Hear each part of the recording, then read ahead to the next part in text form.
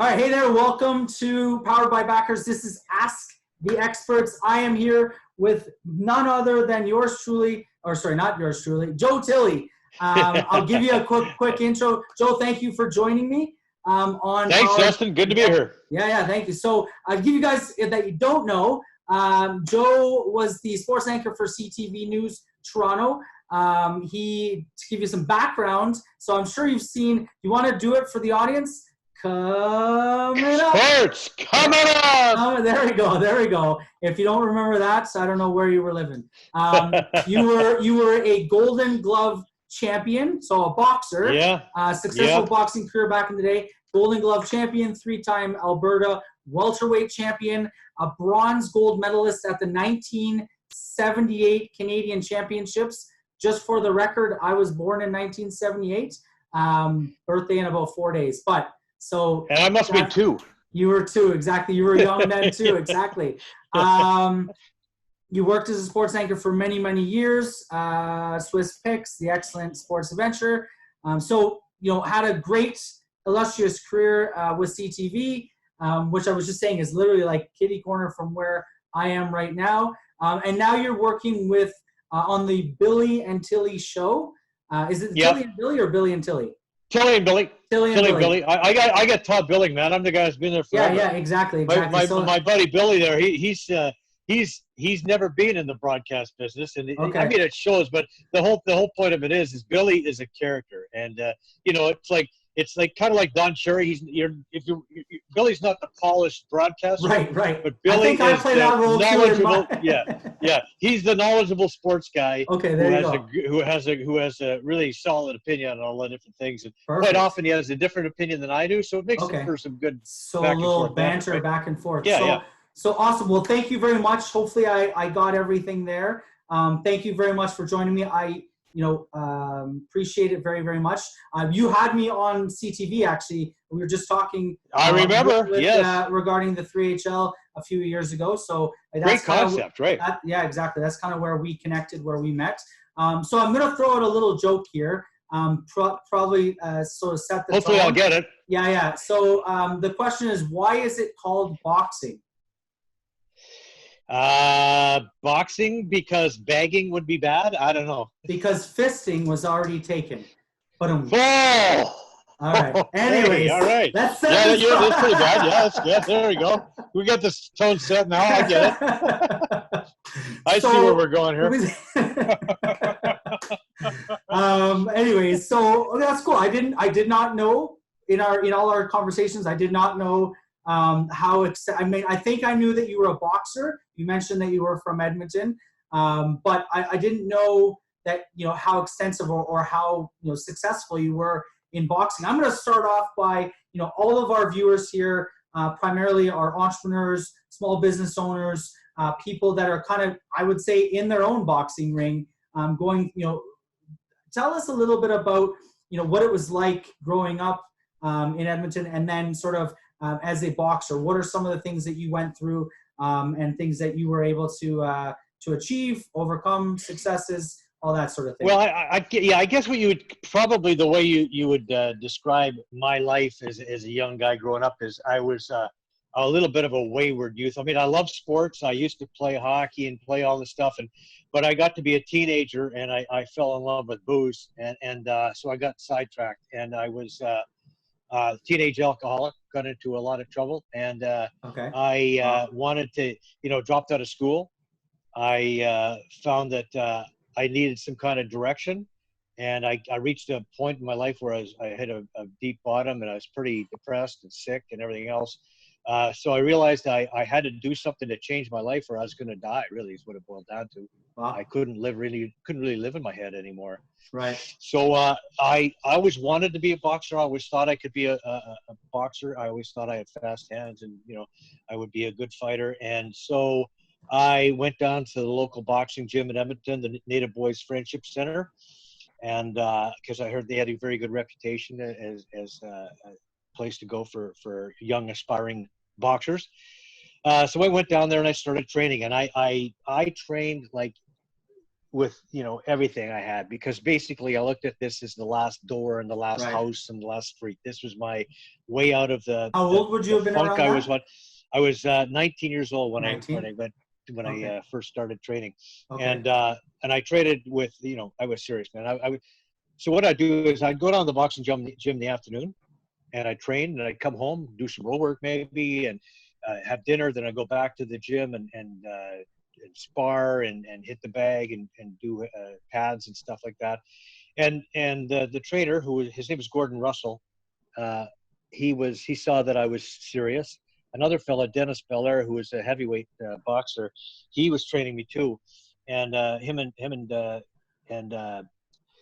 our buddy. Anyway, his name eludes me right at this moment. Gordon, sorry, him and Gordon decided that I was ready to have some fights, and they started getting me fights, and I was quite successful at it. Well, I won all my fights as a novice, and entered in the Alberta Novice Championship and won that. As a result of my impressive showing, I got a chance to be on the Alberta traveling team. So we got to go to Ireland. Wow. We went to Vegas. I fought in the Vegas Golden Gloves. I fought, you know, BC Golden Gloves. I fought Alberta Golden Gloves. I fought, you know, the Nationals and the Commonwealth Trials in '78. I went to the Nationals in Sept-Îles, Quebec. Got a bronze medal. I lost in the semifinals, and then in '81, probably my best year was '81. By this time, I'd gone back to school. I was taking drama. I was going to be an actor. But during my last year of university, I decided that I was going to be a sportscaster. And so this was coming together. I love doing the sportscast at the University of Alberta, the radio station. Did some Golden Bears hockey games and stuff like that. And it was still boxing. And then the '81 Nationals, the '81 Provincials were great. I did very well. I was named the Kingsway Boys, the top senior at the tournament. And I did really well, but I suffered a broken knuckle in the semifinal. So I fought the final with a broken knuckle in my left hand. Do they let that happen these days? Probably not. Well, well, you know, the thing is, you don't tell anybody, right? I knew it hurt. I knew I suspected it was broken. Yeah. But what I did is in the final, I was able to land my right hand, and I ended up knocking the guy out. So I got won the provincials, but that would have been. I think I would have probably won the nationals that year. But nobody would ever know that. But because of the broken hand, I couldn't. I went to see a doctor about getting it frozen, and he said to me, "Listen, do you want to be a professional fighter?" And I said, "No, actually, I'm going to be a sportscaster." And he said, "Well, I would suggest that you don't do it, because the reason that your hand tells you that it's sore, that you know that it's damaged, and you need to take care of that. And if you go in there and you damage it further, you could create permanent damage. And if you're going to be a pro fighter, well, who cares if you can open your hand or not when you're 40 years old?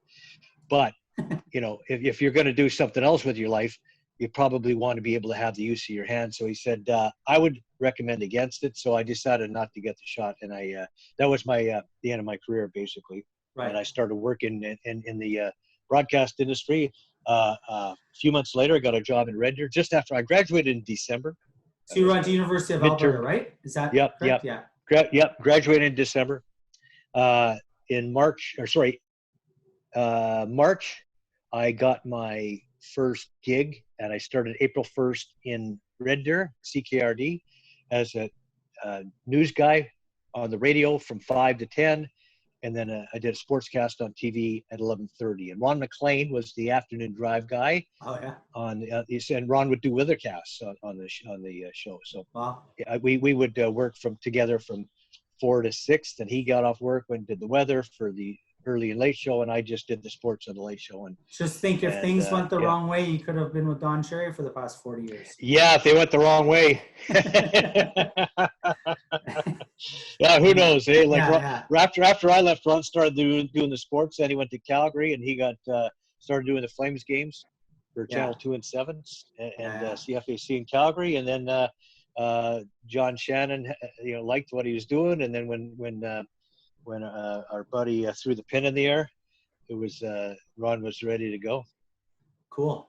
Yeah. So okay, I want to keep this about sports. I mean, primarily people watching, they all know sports, love sports. If they don't, I don't know what's wrong with them. Just kidding. Yeah. Obviously right now sports are there are no sports. I mean, I put a post up on LinkedIn of a Swiffer swiffing the Roomba kind of going behind. It looked like somebody was curling. And I was like, your Canadian sports fix. And probably had a lot of hits because people are looking for anything, anything, right? Anything. I watched this one, literally, I watched it for far too long, of my time, probably about 10 minutes. They got, I think, about 20 marbles, and they literally rolled them in a beach somehow, and they made this path with multiple jumps. It was almost like you were watching, that Red Bull Crashed Ice, or like one of those things where you've got they're all kind of like weaving through from a very high, it was like a bird's eye view of like Red Bull Crashed Ice, because these marbles are winding through, or the snowboarding, right, in the Olympics. Right. I literally watched it for a good 8 minutes. It was a long course to see which marble was going to win this race. It was kind of crazy. Well, when you're a sports fan, right? Like, I'll watch anything. I was trying to wave money at the red marble, be like, I got $5 on red. But yeah. Well, I'm watching the Raptors win the NBA championship again. I'm watching Game 7 against the Philly. I'm watching the Jays win in 92 and 93. Oh, they replayed stuff like that? Yeah. All that stuff is being replayed at Sportsnet and TSN these days. Yeah. I saw they were doing the whole Raptors postseason sort of. I ended Game 4 was yesterday, right? Or Game 6, Game 6 was yesterday? Yeah. I unfortunately don't have cable. Ago? Yeah, I don't have cable. I think it was Sunday night. Yeah. But that's cool. So let's jump into that. Like, what are your thoughts on? I'll do everyone has to ask this question. What are your thoughts on COVID? What do you think is happening? I know we talked briefly on the phone about it. What is your take? Well, just throw it out there. Okay, so I'll tell you what my take is. My take is this is kind of being maybe I guess in the works for a long time. The way that I understand it from listening to the scientists as opposed to the conspiracy theory people and whatever. This has been in the works for a while. Like it's basically, I think it's a big correction. It's Mother Nature saying, you've abused me enough, and this is a correction. And man chipping away at nature and chipping away at nature. We're now mingling with animals that we're never supposed to mingle with in the first place. There's stuff going on that should never have happened in terms of bacterial relationships and whatever, and viruses and whatnot. So, I think that what happened is it was inevitable that we'd come to this point where there'd be a backlash, and you know what, and we can learn a lesson here. This is an opportunity for us to learn a lesson and to make this planet a better place. And we can work together. And I think you've seen some of that. You see people coming together all over the place. You've seen some natural phenomenon like dolphins where they haven't been in years and years, and fish and wildlife in Venice in the streams and rivers in Venice, and like stuff happening like the air clear over top of Beijing and places like that. And I was saying yesterday the Himalayas. Apparently, you can see the Himalayas. The peaks of the Himalayas for the first time in like 50 years or something like that. So that has cleared up, right? Where we're in. So there's a lot of good things happening, and there's a lot of stuff we've been forced to take a break and step back. Now how we decide to conduct ourselves once some sense of normality resumes is up to us. I mean, we can use this as a teaching moment, an opportunity to be better, or we can choose to continue on the way we're going and destroy the earth. And so I think we all have to take a look. And in addition to that too, it's like, for the most part, I think people are coming together from different countries, and we're realizing that we're one. We all are one. We're one. I mean, and it doesn't matter whether the virus starts in Wuhan or Scarborough, or it doesn't matter, because we're all people on planet Earth, and we all are affected by anything that happens on planet Earth. So we all have to work together to make it better. And if we do that, we could be in a good place. If we choose not to do that, well, that's up to us, right? Yeah, no, it's actually very, very interesting that you say the global, response as a whole. Because I put a post out there on Facebook, just sort of a rant over the weekend. My question was, there's all this like push for, made in America, or in Canada, made in Canada, and in the EU, all these countries are closing their borders, essentially, disintegrating the EU into all these independent individual nation states, and everyone's out there, pointing fingers at, we can't let you in. And, I feel like you just said, this should be an opportunity for us to all realize that it's not these little partisan countries. We all are in this together. And yes, it started in Wuhan. And yeah, I mean, Wuhan and Scarborough, like you just said, the two, they might as well be the same thing, right? The people, I mean, yes, there's restrictions or different rules and the governing bodies, and they've kind of, that language is a barrier, but I mean, we're all people, we're all in this together. That's my belief, right? Yeah, for sure. But, I mean, I mean, there are people who want to blame China, but listen, there's a couple of things I think of when people want to go there. I think, like, okay, for example, the Spanish flu. The first known case of the Spanish flu in 1918 was in Kansas. So are we supposed to blame the U.S. for starting the Spanish flu? No, right. It wasn't even named the U.S. flu. It was named the Spanish flu because that's where I think it was hit the worst. But the Spanish flu, the first known case of the Spanish flu was in Kansas, right? We don't blame the Americans for starting the Spanish flu, right? Nobody's could even go there. There were some issues with the wet markets and stuff like that in China, but you've got to remember, like, you're dealing with a culture thing that's different than ours. Yeah. And like, I've been to China, and it's a fabulous place. I love it.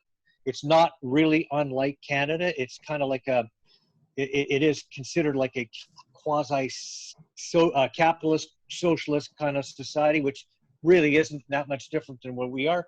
They take care of their own like we do, and capitalism is encouraged like we do. The difference is in the 1970s, China was the poorest country in the world. They were eating dirt. Right. They had to pull themselves together and change things from what they were, and they had to find a way to get better. And so they became, more and more industrialized, and they became more and more self-sufficient. And, there were certain cultures where they ate dogs. Yeah, right? yeah. And they do still, sure. and they do still do in some parts of Korea as well. Yeah. Right. So there are some places where they ate dogs, but that's a cultural thing that developed, and it developed from a place where, remember, they used to boil dirt and pull the nutrients out of the top of the pot to eat. Wow. Okay, yeah. That's the kind of poverty they were experiencing. Basically, right? Yeah. It's out of necessity, and there's cultural changes. Obviously, after what happened, I think you're going to see a lot of cultural changes in China. There won't be the same kind of things that we saw in the past, but that, to me, that's a major part of it. Is like it's a cultural thing, and it's different, and just because it's different, we have to remember where they came from. We have to recognize that people have cultural differences, but the bottom line is we all are on this same planet, right? And we're all citizens of planet Earth, and we all have to do our part to make this a better place without pointing fingers, without saying who's at fault and whatever, because that's never going to accomplish anything. Yeah. And when you're talking about the borders of the EU, what you're talking about is countries that are trying to take care of themselves because they don't want this thing to spread any worse. Well, no, I realize that, right? And the whole spreading thing, but it does have that feel of, I read an article, which is kind of what inspired it. And just one caveat on the China thing. I actually lived in Korea for a year and a bit. And I went to Beijing for a trip, and I saw what I thought was kind of interesting.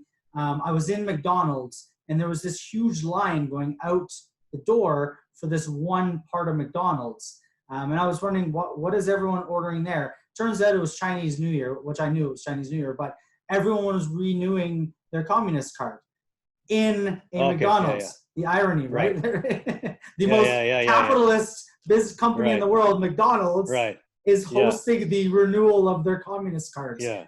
There's this Right. huge lineup. And one of Anyways, the one of the and one of the wealthiest wealthiest. people on the planet Yeah, is Jack Ma, who owns yeah, Alibaba, which is exactly. the Asian version of Of Amazon. So Amazon, exactly. there's a lot of capitalist influence Oh, in for sure. China. So For sure. So it's I mean, definitely but I was saying the article I was reading was talking about there's this whole notion of xenophobia and nationalism, right? Around, the sort of the fear of others and other people and what they do. And then yeah. obviously the belief in your nation as being number one, which is very much an American thing to do or think. Yeah. But I think Yeah. I'm starting to see more and more talk, especially on LinkedIn and different platforms around, made in Canada, and we need to keep our jobs here. And, but maybe those jobs, right? Anyways, I don't want to get into too political.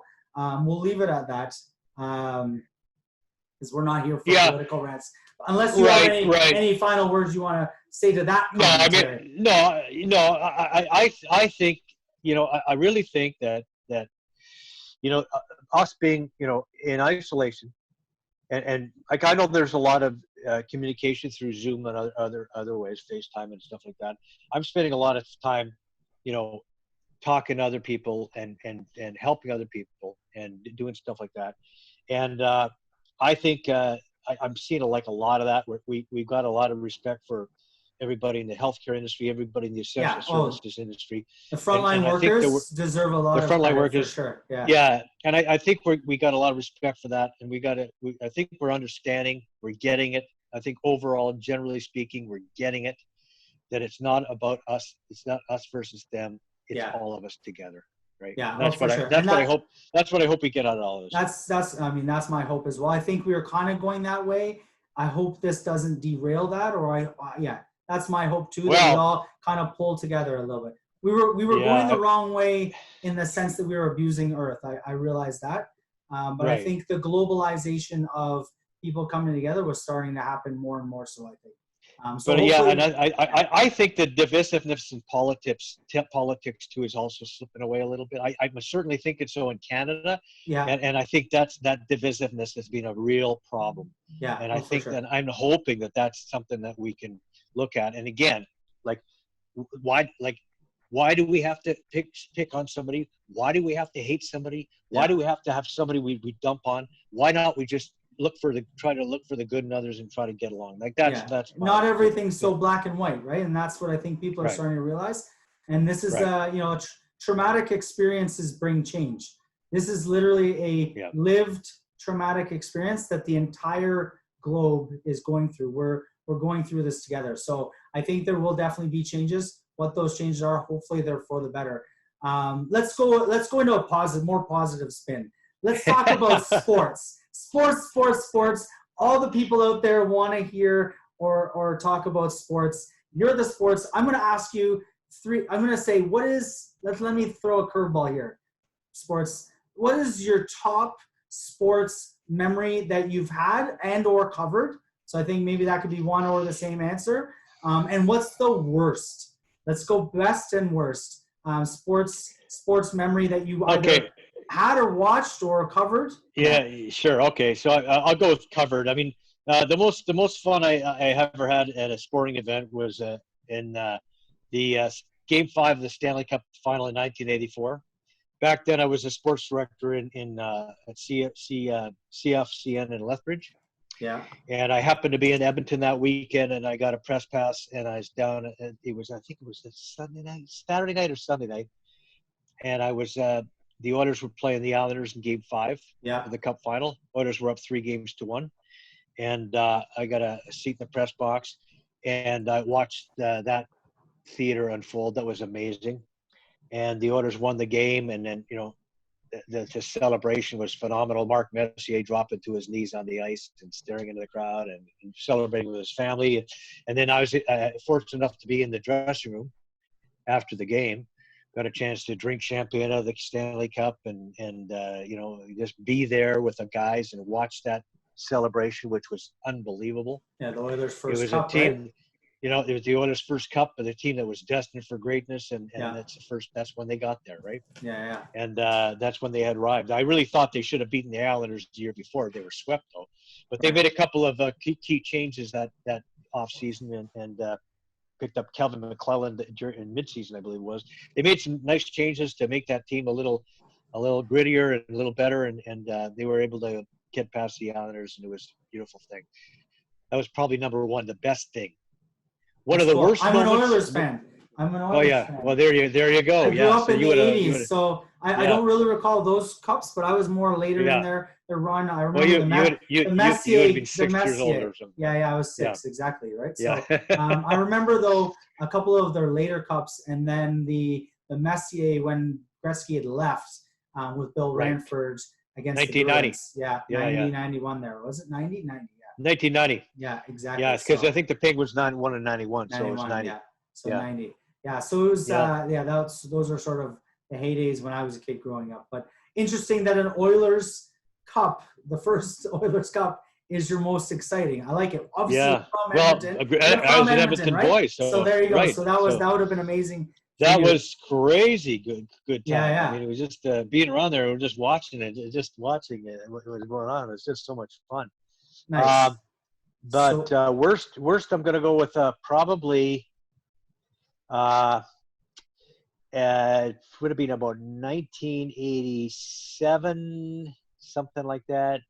Yeah, 87, 88. Sean O'Sullivan, the Canadian fighter, the guy from Toronto, the Olympic silver medalist. Okay. Fought Simon Brown at the CNE Coliseum, which is now the Ricoh. No, it's now Coca-Cola Coliseum. And he fought Simon Brown. That was kind of Sean was undefeated, and that was kind of the big leap up. Okay. And if he had gotten past Simon Brown, he was going to fight for the world title. Okay. Wow. And so we had a sold out place. The premier was there, and everything was like a big deal.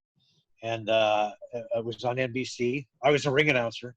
Wow. And it was Marv Albert was there, and I was ringside with Marv Albert and Ferdy Pacheco, the fight doctor, and Sean, and it was their first big test, and Simon Brown stopped Sean, and it was a really a deflating place. Like you could just was he bleeding, or why did he stop it? He was knocked out. I mean, the referee stopped the fight. Sean was pretty much out on his feet, still standing. Right. The referee stopped it, and some of the people in Sean's camp thought the ref stepped in too early, but he did not, man. I tell you, I was at ringside, and the ref did the right thing, and Simon Brown was an unbelievable. Simon Brown was a great fighter. Right. He went on to win the world championship and held it for quite a while, and he was a great fighter. And so he just it was just what it turned out to be is Sean's people actually ended up just bit off more than their fighter could handle, and that was a really sad moment, depressing moment. And Sean's a good friend, has been, and that was hard to watch. That was hard to take in. I was also ringside when Sugar Ray Leonard knocked out Donnie Lalonde, and that was another Canadian fighter doing good. But I was there when Matthew Hilton. I've been to a lot of big fights. You've been to a lot of big fights. Well, yeah. I wasn't. Yeah. So correct me if I'm wrong. Was there a fight about a year ago? Were you involved? There was a fight. I think I saw. Were you involved? Were you ringside maybe a year or 2 years ago? I don't know. Time might have slipped. It was one of the Canadian fighters in Hamilton. I think it was. No. What was? Yeah, no. I wasn't there for that one. No. No. What was? No. You know the one I'm talking about. I think he was fighting. Well, they've had a couple. Lennox Lewis was one of the co-promoters, and they're trying to get the things going but I don't know. I find it strange when you had somebody like me who was one of the few guys in the media who talked about boxing and who promoted boxing on my shows, and was anchored the sports on the most watched TV station in the country. Right. They actually held the promotion and didn't even tell me about it. Didn't tell me it was coming up. Didn't tell me who was fighting on the card. And it was like I was going, wow, that's pretty strange. Like, I mean, anybody in the fighting community, like George Chivallo when he was doing his promoters in the old days, Benny D'Amico. I mean, all these guys who used to promote fights, and Adrian Titorescu. I was always the guy they called, and I'd bring him down to the station, and we'd do a little thing, and Right. everybody knows that. Like Tyler Buxton, who promotes the shows now in Mississauga, and he knew that, and the guy, the name's escaping me right now, but Steve Molitor's manager. Oh, geez, I can't believe I can't remember his name. Alan. Obviously, I would be the guy they called it to let us know when Steve Molitor was fighting. He's the last big Canadian, like, local guy to hold the world championship. And he was, remember the Rumbles at Rama? I don't know if you remember those or not. The name sounds familiar, but okay, they had a number of Rumbles at Rama, and Steve Molitor won the world feather. Yeah, he won the world featherweight championship and defended a number of times up there, and it's actually pretty cool. Like, it was Steve was a hell of a fighter, and so the shows were good, and Alan Trombley was his name, and they had great shows, and it was always fun to be part of that. And, I do live hits from there and stuff like that, and it was a good thing. It was and boxing is starting to make a comeback in Ontario because obviously not right now, but the commission has changed, and it's more. It was damn near impossible to put on a fight card for many years, and now the commission has made it possible to put on shows, and I think once the virus has come and gone, I think you'll see a lot of that going on. A lot of guys who are there'll be a lot of good shows and a lot of good upcoming fighters you also highlighted. Cool. Brandon Cook fought. Brandon Cook's another guy. Brandon Cook fought for the title. I lasted for a couple of times, and he's had 2 title shots, and he's a good fighter. He's the Canadian champ and all that stuff. That's what I think it was. Was that the event I was thinking of? Brandon Cook, is it? Maybe, but he would have fought in Mississauga. Okay. Or the Powerade Center. Maybe in Brampton, right? In Brampton, CA Center. That might have been one. I didn't mean to bring up something that was going to when you were saying that they should have contacted you. I wasn't even. That was my. I think it was Brandon Cook, and it might have been anything west of the 400. Oh no, but Hamilton to me. Just kidding. Yeah. Okay. Yeah. So in that particular case, there have been a couple of fight cards. Yeah.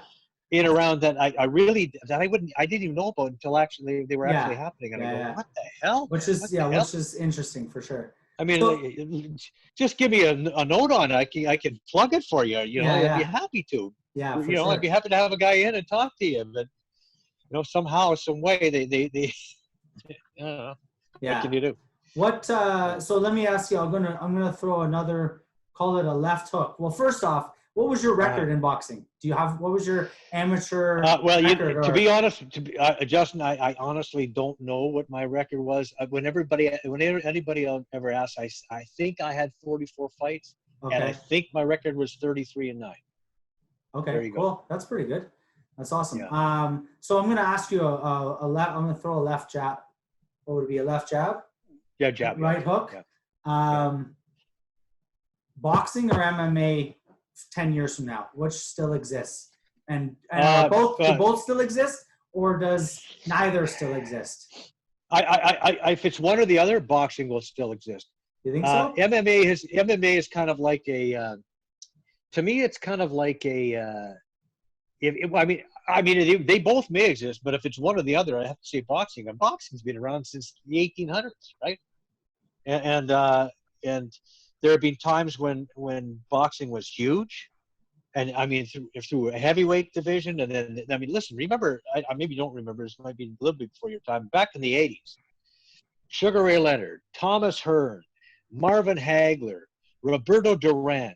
Like, these are all guys who were the lightweights, the welterweights, the middleweights, and they would put on shows, pay-per-view sellouts. I mean, we used to cram into Maple Leaf Gardens to watch a pay-per-view fight between Thomas Hearns and Sugar Ray Leonard.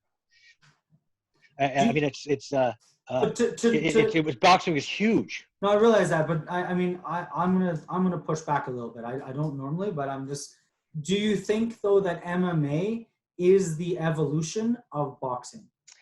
No, because you know what, as a like when two guys are boxing, right? You watch boxing. MMA is got a fringe following. I know that it's actually it's gotten pretty popular because some of the fighters, some of the names are well known, like the Jones and GSP, and we got to know some guys and the Gracies back in the day. Conor And McGregor. it built in Conor McGregor, yeah.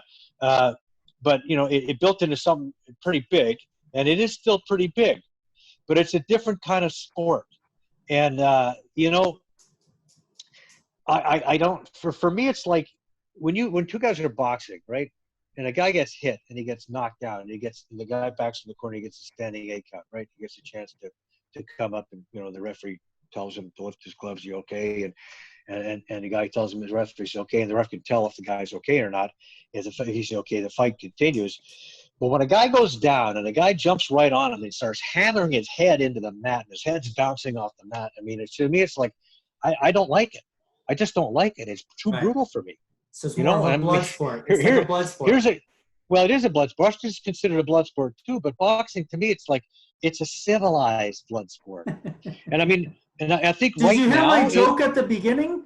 No. No, okay. We don't believe it's civilized, but yeah. Yeah. Right. But it's more or less it's a kind of a civilized blood sport. So yeah. There are the Marquess of Queensberry rules. There are certain rules that, like, when a guy's down, you don't hit him. Okay. And I think I think over time people are going to get tired of the brutalness of it unless they change it. If they change it to when a guy gets, as soon as the guy goes down, the ref gets in between them like that and breaks up. Don't let him hit you. Unless they change it, I just can't see it. I think that it's gonna lose its luster. It's gonna be like, it's just, to me, it's like too brutal. Like, I like watching two well matched guys going at it in MMA. There's nothing wrong with that, and the holds and and they get done. They do the jiu-jitsu stuff, and it's fun, and guys get put in choke holds and they get tapped out and stuff like that. That stuff is kind of fun. But when a guy's on the ground and a guy's standing over him and he's hammering his face into the mat, and his head's bounced off the mat, and he's like pound, and like, it's just no, it can't get to that. And I don't know how you stop that, but and if they can't stop it, eventually, I think people are going to get tired of it. I just do. But whereas boxing, again, it's been around forever and ever and ever. And even though in North America, well, I shouldn't say North America, Toronto is one of the weakest boxing areas in the world. Hear that? If you go to Europe, you boxing clubs in Toronto? No, I'm telling you, the fans. Yeah. Oh, right? Fans. Support for fighters. Fans. It's one of the weakest spots in North America. The fans, I mean, you go to Europe, I mean, Jesus Christ. For the fights they have there, like when Fury was fighting Wilder, I mean, everybody was taking that pay-per-view buy. There was some here in Toronto too, but Montreal, Edmonton, like, you go across the country, there's a lot of pockets where they love boxing. They love boxing. They can't get enough. They have great shows and great fighters. They love their boxing, and it's still huge. Toronto, for some reason, and I'll tell you, one of the reasons is because the commission damn near killed it. So for many, many years, I mean, they're used to. You talk to some old timers, right? Guys who were around, watching the fights in the 70s and 80s and early 80s. We had good fighters here. We had, Eddie Mello and we had George Chuvalo, and we had who's that guy? Oh God, I mean, I can't remember the guy. Jimmy Gradson.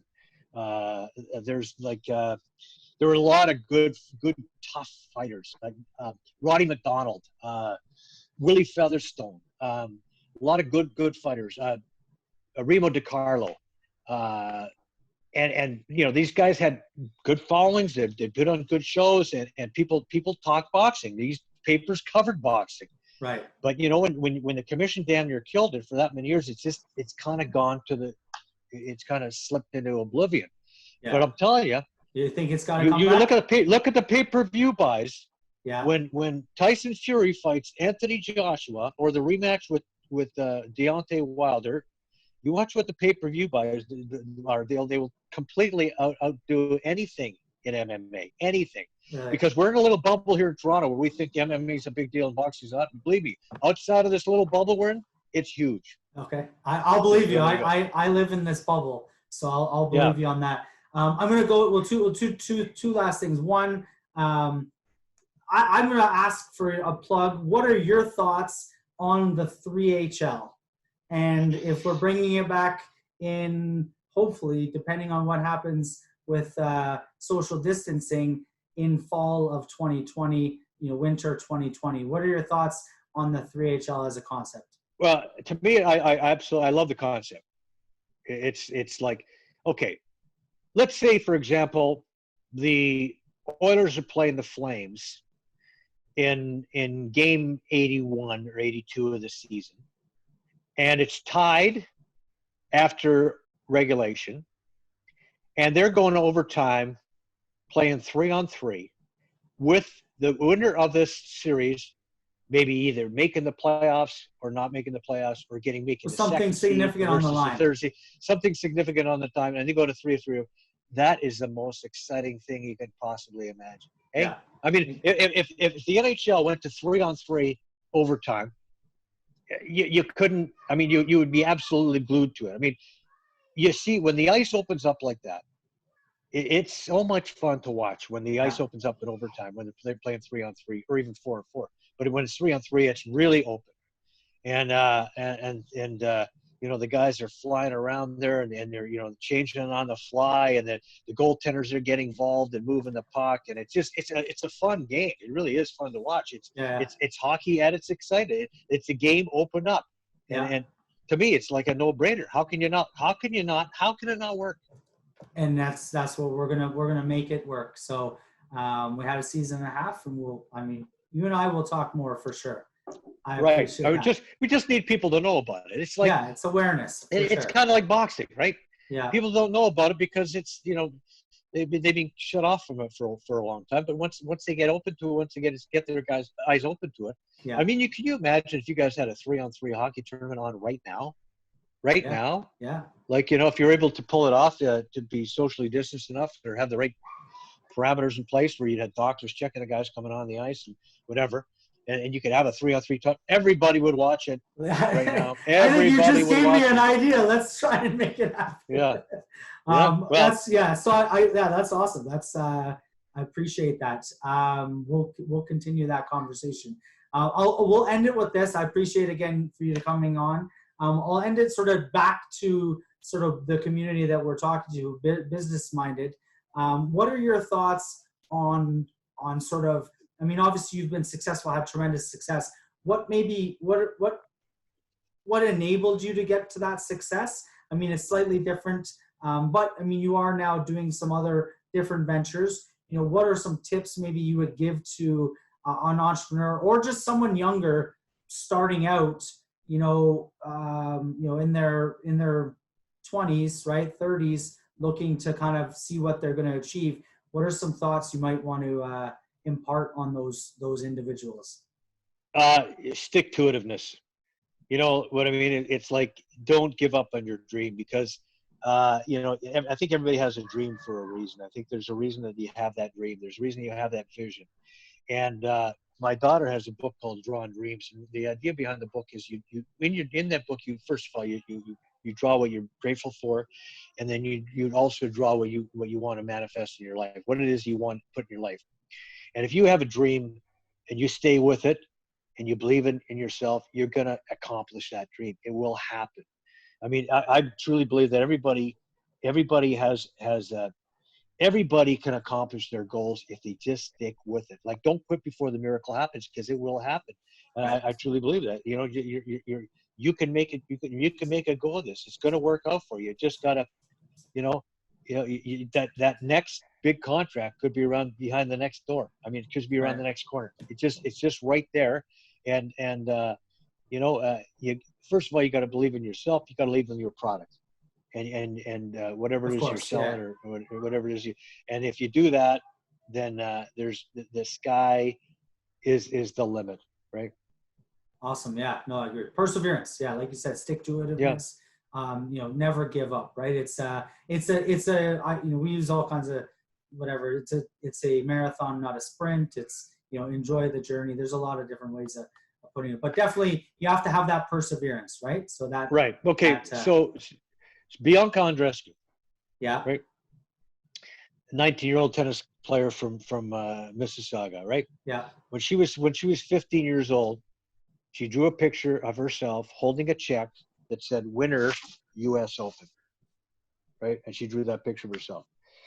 And last summer, yeah, it happened, right? You got to have the vision, and once they have the vision, you start believing that vision. The more effort, the more emphasis you put on the vision. I mean, we're all going to have setbacks. There's always going to be, everybody runs into stumbling blocks, but you know what? You just keep with it, because it's just all these stumbling blocks, even though they look like a pain in the ass, we learn from them all, yeah, right? There's little lessons to be learned, and every little stumbling block that comes in or gets in our way comes along. So we just accept that stumbling block, deal with it, move on. There's injuries she had to put up with and everything else, yeah. but she knew she had the dream, she had the goal, she knew she was going to do it. And when you write it Exactly. down and draw it, you're going to do it. That's it. Yeah, perfect. Awesome. Well, Joe, again, thank you for joining me. All For right, all of Justin. you watching, this is powered by Backers. Again, stay tuned. April 27th, Backers will be launching the very first campaign, raising capital for Backers on Backers. Kind of ironic. And the 3HL teams over the next little while will also be raising capital from their local communities for those teams. So that's kind of why we built Backers. That was why I built Backers. Was my dream is to have a 3-on-3 professional hockey league. I saw the concept of the Green Bay Packers, community owned. I thought, how can I facilitate that?